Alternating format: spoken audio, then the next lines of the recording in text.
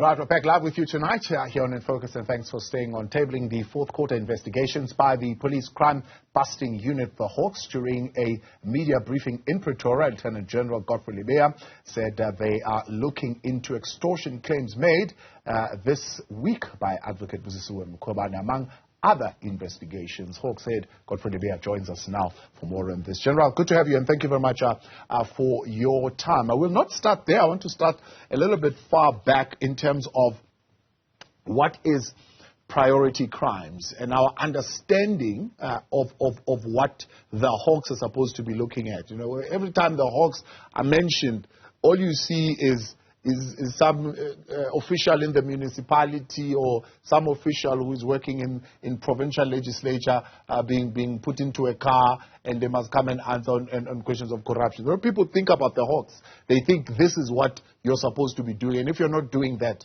you're not doing your job. Good evening to you and your viewers. Thank you for giving us this opportunity. You asked a question as to what is a priority crime. What the Hawks is dealing with is not only called priority crime, it is called national priority crime. And this national priority crime is defined in the Act. In 2008, the law, South African Police Service Act, was amended by way of Act number 57 of 2008. In terms of that amendment, the Hawks was born. And when the Hawks was born, a mandate was created.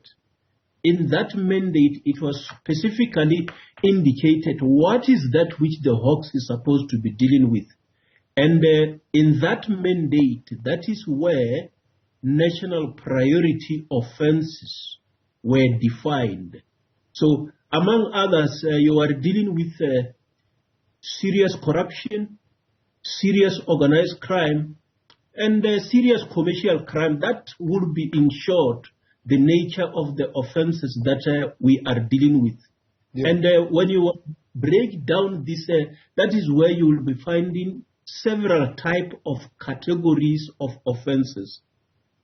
So when people are saying, yeah, well, the Hawks are failing us, they're not doing what they are supposed to be doing, and of course they are judging that based on the fact that there are corrupt politicians who are still roaming the streets, running free, and they are not being arrested. Is that a proper view of the work that you should be doing? I do not believe that it is a proper view. Those who really want to be seen what the Hawks are doing, they need to be looking at the media releases that we do on a daily basis. We should not be solely judged on whether there is a politician or no politician. What percentage of the people are politicians in the country? I don't think that it is correct that the number of politicians that get caught in criminality will be the same as those who are not politicians. It suggests that we have got more people who are not politicians as compared to politicians. And the ratio will suggest that we have really arrested more politicians when it comes to serious cases. You look at the municipal managers that we have arrested, look at the councillors, the former ministers. There are various categories that we have dealt with. Yeah. If we look, for example, at what you presented to us last year around August, you said between 2018, 2019, 2021, 2022 financial year, the Directorate Priority Crime Investigation arrested more than 12,000 people with close to 5,000 convictions. Today, you're saying in this quarter, looking at 701 I think suspects that are arrested, and 284 of those are now convicted. So they have now a criminal record. When I take both those and I do a little bit of a calculation, it's almost identical in a sense. It's about a 40%, 41% conviction rate. Would you say that is where you are performing currently? No, I think that once your calculations bring you to 40% with the figures that we were presenting, your formula may be wrong. Maybe I need to explain what is a formula to calculate the conviction rate. Yeah. Let's say if we say conviction is X and the acquittal is Y, when you want to find the conviction rate, you say X divided by X plus Y multiplied by 100 over 1. Yes. That is when you get the conviction rate. Our conviction rate is never less than 80%. So the way in which you have been calculating... How would you put that if you were taking a broader view and not, for example, looking specifically at COVID-19 cases that you were successful? But if you take a broader view of those you've been investigating, you've arrested, and that you have taken through into being convicted. Yes, that the general outcome is always more than 80%. So our conviction rate is always more than 80%. What we should keep in mind is that all these high numbers that we are arresting, we are not losing them at court. So they are still sitting at court. So you should only judge the conviction rate on the matters that have been finalized. I see. So as I speak now, we have got more than 11,000 accused persons that are serving before the various courts in the country. So we haven't lost those cases. All right. So you are reporting at this particular point at what you have successfully convicted, but it doesn't mean that the rest have been acquitted. They are still in the system and they are still to be processed. Correct. If you look on a daily basis, there is no day that our cases are not at the various courts. As an example, today I was indicating that in Mabatu, the High Court sitting in Mabatu in the Northwest, we were having the trial of the murderers of our police officials who were killed when they were attending to cash in transit robbery. So every day there are cases that are running in the various courts. How often are you being sent on a wild goose chase by politicians fighting political issues? I mean, for example, one issue that comes to mind, I think, is it an old spiritual white boy fund or something of that nature that you were asked to investigate? Firstly, how did you go with that particular case, and how often do you meet cases of that nature as the Hawks? As the Hawks, we do not judge from the beginning. When people report allegation, we investigate those.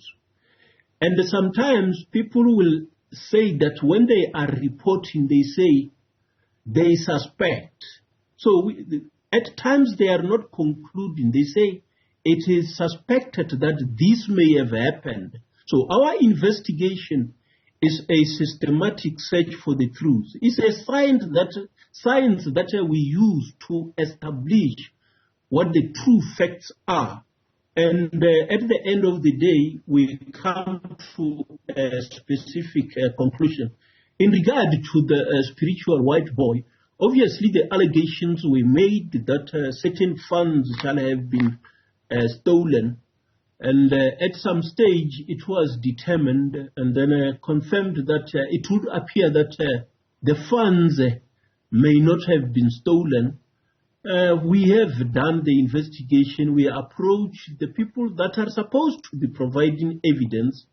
In the likes of Interpol, we have gone to Interpol. We have also gone to International Police Association, which is not Interpol, but an association of the various police who have retired from the service. We have also approached other witnesses from outside the country, and that is when we came to a conclusion that it would appear that at this stage the allegations cannot be substantiated, the investigation. Yeah. And should there be evidence that suggests otherwise, we will carry on. Yeah. I don't know if you saw the media briefing. I mean, we were told as members of the media that this investigation is as simple as look at the account numbers. Just punch these account numbers somewhere. You'll be able to see there is such a bank account and there are such amounts of money that are put in there. Does that account number exist anywhere?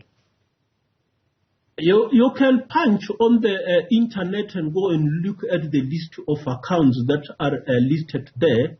And then maybe if you are able to conduct an investigation, you can check with those institutions. But as we say, we conduct the investigation, and when we come to a conclusion, it means that we shall have done what a diligent investigator need to be doing. So we believe that we have done everything that an investigator should have done. Yeah, yeah.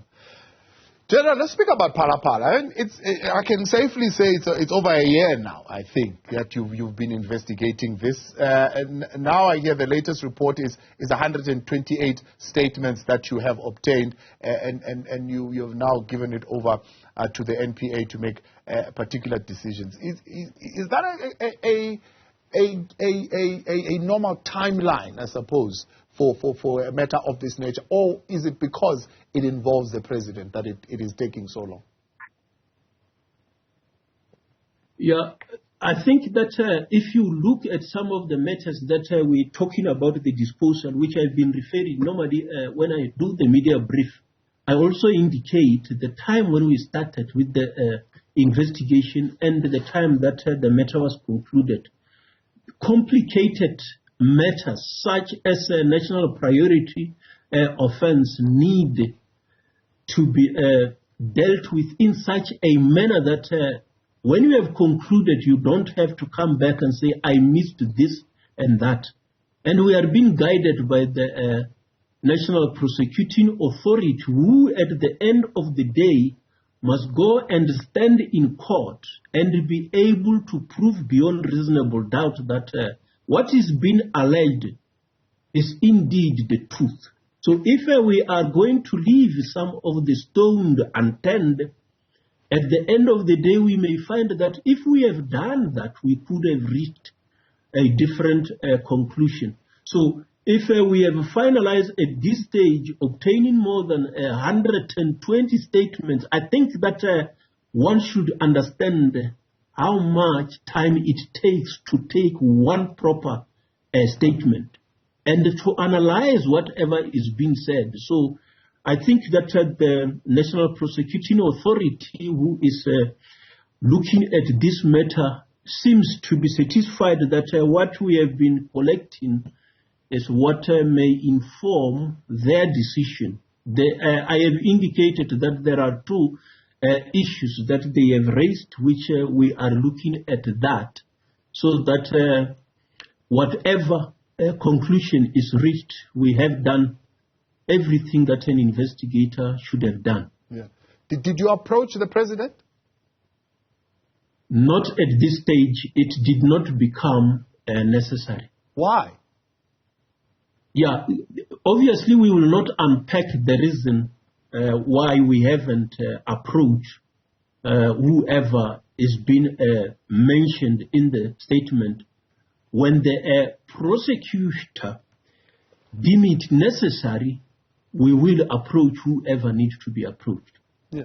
But General, would you say the president, it's his farm, he's at the heart of the matter. He was the one who was called, was told about the money being stolen and so on and so forth. In fact, he should have been one of the first people you approached.